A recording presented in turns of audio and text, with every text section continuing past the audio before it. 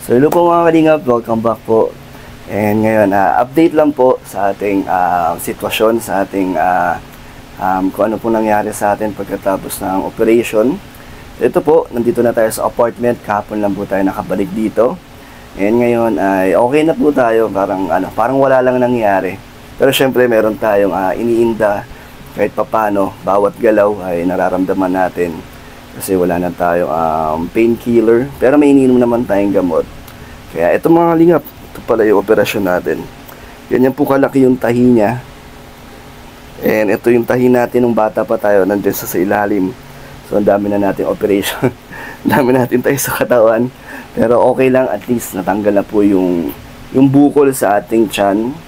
At yun nga, natuklasan ng doktor habang tayo ay inooperahan ay meron palang butas ang ating baga, which is yun din po yung naging dahilan ng baby tayo. Kaya tayo nagkaroon ng operasyon. Yun din ang sabi ni Kuya Brooks nga yung baga daw natin ay may butas at napasukan nga daw ng tubig. Kaya ngayon nung inoperahan tayo kahapon po, nakita rin yun ng doktor. Kaya buti na lang talaga is naisip ko pong magpa-check up at pa-operahan dahil kesa naman antayin pa natin maging critical ang ating sitwasyon. Kaya buti na lang, thank you din kay Lord na naisip kong gawin to. Kusang loob kong naisip magpa-opera at ipatanggal yun.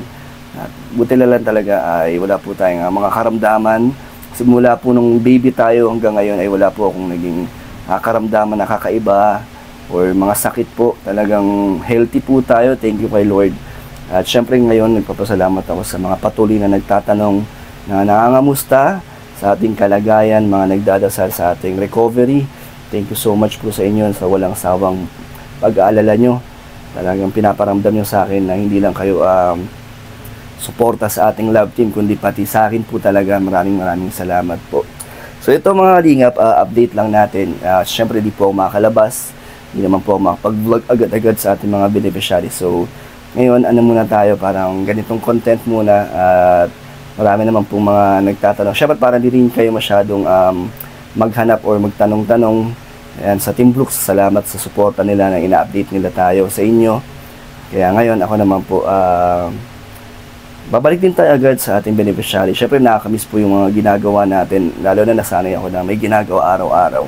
So ngayon pahinga muna tayo. Ayoko naman pong biglain, ayoko pong maging matigas ang ulo kasi mahirap na kung mabinat po, yun po ang pinakamasama.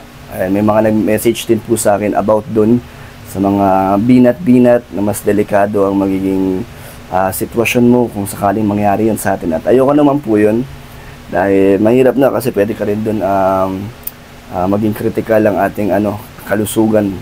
Kaya muna, pahinga muna tayo. At yung mga beneficiary natin ay nandyan lang sila nag-aantay na gumaling tayo. At salamat din sa kanila, kila Dayan, kila Kim, kila Super JR, kila Manilin. Nabalitaan nila at yun, nag-message sila sa atin at nangamusta at talagang sabi nila ay unahin ko muna ang sarili ko bago sila. Kaya nakakatuwa, salamat sa mababait natin beneficiaries po dyan na naiintindihan nila tayo. Antayin nyo lang po ang ating mga gagawin sa kanila. May mga ibibigay pa tayo, yung sofa po galing sa Danjo I Love Saturday para kila Dayan, i-deliver pa natin yan kay Manilin, yung mga binigay ni Brisbane, Australia, at meron pa kaming plano kay Manilin na aayusin natin ang kanilang bahay. Abangan nyo po yan. Kila Atenelia, papapinturahan natin ang kanyang bahay. Sila Kim, yung bahay nila, hindi ko alam kung ano na po ngayon ay tapos na siguro pagbalik natin. Pero sabi ko ipagpatuloy lang nila kasi November na po. Kaya sabi ko wag na nila ako antayin, ituloy lang nila. And pagbalik ko doon ay titingnan natin kung ano pang maibibigay ko kasi hindi pa sapat yung mga materyales nila doon. So ngayon, pahinga po muna tayo dito dahil wala po tayong choice kundi magpahinga at sundin ng doktor. Dahil 6 months pa raw po kung tutusin, more than 6 months bago tayo bumalik sa mga nakasanayan nating mga activities, lalo na yung pag-gym. So yun talaga yung pinaka-mamimiss ko dahil nasanay na ako noon simula sa Manila pa lang ako. Kami ni Kalinga Prab, talagang gym na yung isa sa mga kasama sa lifestyle namin. So ngayon kung mapapansin nyo siguro sa mga dadating na susunod na araw or pagtagal ng ilang buwan, mapapansin nyo yan na siguro liliit yung ating katawan. Medyo, hindi naman totally liliit, kasi wala man tayong sakit. Siguro mababawasan lang kasi hindi na tayo nakapag-gym. Expected ko na rin po yun kasi alam ko naman yung katawan ko, hindi talaga tabain. Talagang, yung iba kasi pag nag-gym tapos tumigil sila, tumataba daw sila. Ayan sa akin, subok ko na yan, hindi talaga ako tumataba. Kaya baka mapansin nyo, baka isipin nyo may sakit tayo, wala po. Ganun lang talaga. Pero syempre, babawiin natin sa pagkain. More on protein tayo. Andiyan naman si coach na bibigyan pa rin tayo ng advice para hindi masyado lumiit or mawala yung mga muscles natin. Kaya yun, update lang po kung ano mga ginagawa natin. At salamat din kay Kuya Brooks sa nagbigay ng mga prutas para sa akin. Thank you so much po sa inyo. Pakita ko lang sa inyo kung ano mga ating routine ngayon na bagong opera tayo. Share ko lang po sa inyo kasi wala po tayo ibang magagawa dito. Ayoko naman pong tumambay or walang gawin sa buong araw or sa mga panahong magpapahinga lang tayo. Syempre, kailangan ko rin pong gumawa ng content. Kailangan din natin ipagpatuloy para syempre, meron pong kitain ng YouTube channel natin at para makapagpatuloy po ako sa ating mga beneficiary kasi dito naman po tayo kumukuha ng ating mga pantulong. Kaya ito muna, panibagong diskarte muna para hindi tayo matenga. Samahan niyo po ako sa ating recovery naman. Thank you my Lord na ngayon successful talaga ang ating operasyon. Thank you so much po. At ngayon, biopsy pala yun, inaantay natin ang biopsy. Siguro after 15 days yata bago natin malaman ang resulta. At sana wala nang mga makitang kung ano man yung mga nakakatakot doon. Di naman siya cancerous daw, sabi ni Doc. Kaya think positive lang tayo. And ito yung natin naman, yung operasyon, yung mga stapler. Babalik tayo doon after 9 days para tanggalin ni Doc. At yung regarding nga po sa Baguio, malapit na po yun sa birthday ni Kuya Val. Sayang, gusto kong makasama dahil nung mga last travel talaga ng Kalinga pa, hindi tayo nakakasama. And si Joy kasama din at may Dan Joy sanang supporters doon na gusto rin kaming makasama doon ni Joy. Kaya ngayon nakakalungkot po na hindi ko po pipilitin na sumama doon kasi unang-una malayo po ang biyahe. Sa biyahe pa lang baka matagtag tayo. And pagdating doon, syempre more on lakad tayo ng lakad, maraming mga pupuntahan. Ayoko naman maging sagabal, 'di ba, sa lakad ng Kalingap. Ayoko ding alalahanin nila or alagain. Kaya na lang, magpapahinga lang siguro ako. Wag na natin pilitin po, 'di ba, para baka makasama sa atin. At alam ko na maintindihan po yan ng mga solid supporters natin dyan ng Danjoy at ng Kalingap. Yan mga Kalingap, ito ang ating first aid kit. Yan, kasama yan sa binili natin para kompleto tayo dito sa paglilinis ng aking tahi. So lang naman po ito, ang ginagamit lang natin dito, ito mga plaster, betadine, panglinis. Yun lang naman ang sabi ni Doc. Yan, bulak. So tayo lang pong naglilinis dito. Kaya naman po kasi lang naman to. Ayan lang, tatanggalin mo lang yan. Tapos yan, linis-linis lang, ganun lang.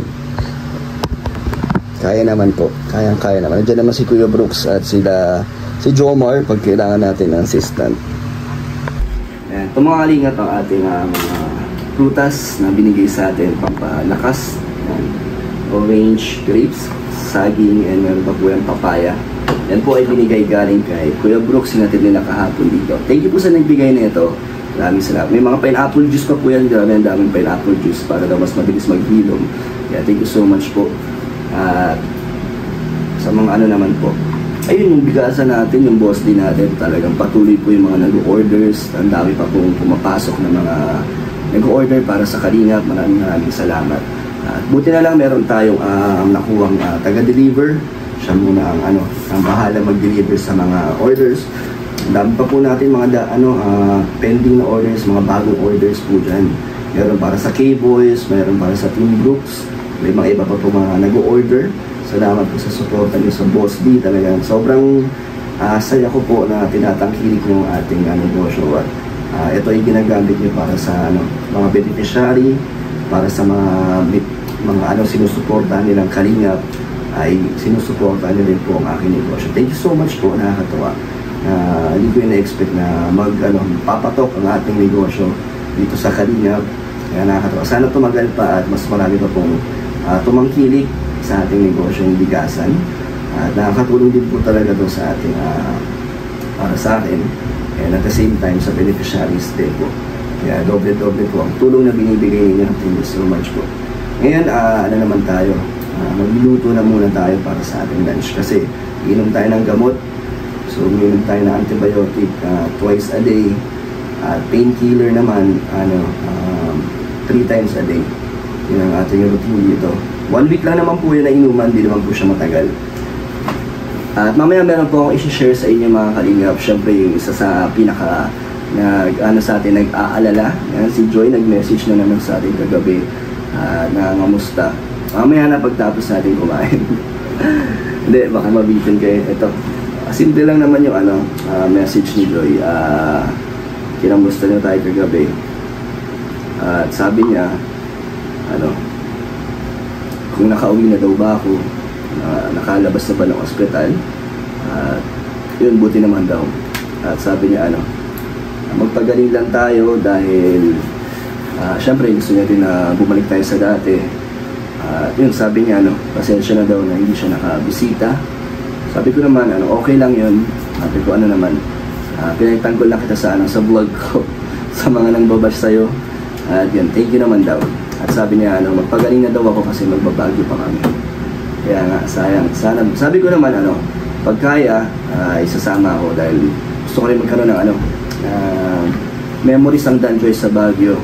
Vlog, di ba? Marami rin po mga Danjoy supporters na matutuwa pag natuloy yun. Kaso nga lang, ito sa nangyari sa atin. Baka hindi muna. Pero sayang, no? Gusto ni Joy na makasama tayo. Siyempre, gusto ko rin po makasama dun at magkaroon ng Danjoy sa Baguio. Danjoy episode sa Baguio. So, ayun, share ko lang po yun dahil nakakatuwa. Mas lalo tayo, ginaganahan, siyempre, mas lalo tayo, mas mapapabilis ang ating pag-recover pag ganyan yung magsusuporta sa atin, di ba? So, mga kalingap, tayo ngayon? Gusto ko mag-reaction sa ating episode 13 dun sa ribbon cutting. Meron kasi ako napanood, nung napanood ko ng buo, meron akong nalaman, ito pala yung sinasabi ni Kuya Brooks. Kasi hindi nila sinabi sa akin itong eksena nila to, wala ako niyan. Kaya, nung napanood ko, na nagulat ako na natuwa. Ewan ko kung ano yung pinag-uusapan nila dito. Tapos biglang may gano'n na pala. Nandun na pala sa kung may chance ba. So talagang sinusuportahan tayo ni Kuya Brooks. Pero ito mga kalingap, syempre, itong ligawan moment natin ay sa love team po. Love team po ito. At alam ko naman po, naiintindihan niya ng mga karamihan sa mga solid supporters dyan ng Danjoy. Alam niyo naman po yung kung ano yung ating role para kay Joy ang sumuporta. Pero ito nga, syempre hindi naman natin pangungunahan kung ano man ang mangyari sa aming love team ni Joy. Kaya enjoy lang po natin to. Yung mga ganitong moment, di ba? Medyo nakakakilig din po kasi to nung napanood ko. Na ito, panoorin natin mga kalingap. Meron akong sasabihin at itatanong sa'yo. Siyempre, marami din gustong malaman. No? Siyempre, isa na ako doon. May pag-asa ba sa'yo si Dan? Uy, sige lang. Uy, ito. Papakiulit. Diba? Di ko alam kung tinuruan ni Kuya Brooks to o talagang sagot ko talaga ni Joy. Inulit-ulit ko rin itong mga kalingap na napanood ko. Kaya nakakatuwa lang. Masaya din po na supportive din si Joy sa ating bilang isang love team natin. And share ko lang po ang ating reaction dito sa sa ating episode 13.